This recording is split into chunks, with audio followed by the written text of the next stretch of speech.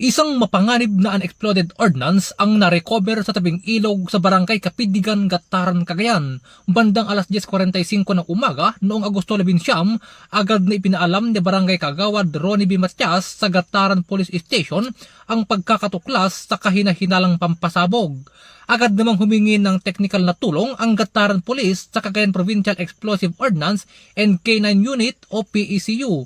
Bandang 1:30 ng hapon, nagtungo sa lugar ang pinagsanib na tauhan ng Gataran Police Station at Cagayan PECU para sa retrieval operation.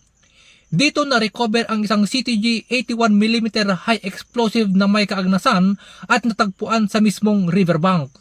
Matapos ang retrieval operation, agad itong inilagay sa kustodiya ng Cagayan PECU para sa kaukulang disposisyon. Samantala, nagpaalala ang Gataran Police Station sa ilalim ng pamumuno ni Police Major Eliseo C. Magno Jr., officer in charge, na huwag gagalawin o lalapitan ang anumang kahina-hinalang pampasabog.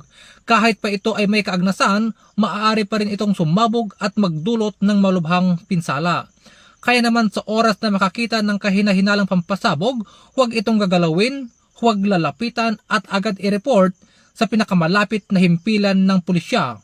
Isang simpleng pag-iingat maaaring maging daan upang mailigtas ang isang buhay. Mula dito sa Lambak ng Cagayan, ako ang inyong PNN correspondent, Police Corporal Giab, alagad ng batas, tagataguyod ng Balitang Pulis. Bagong PNP para sa bagong Pilipinas, serbisyong mabilis, tapat at nararamdaman.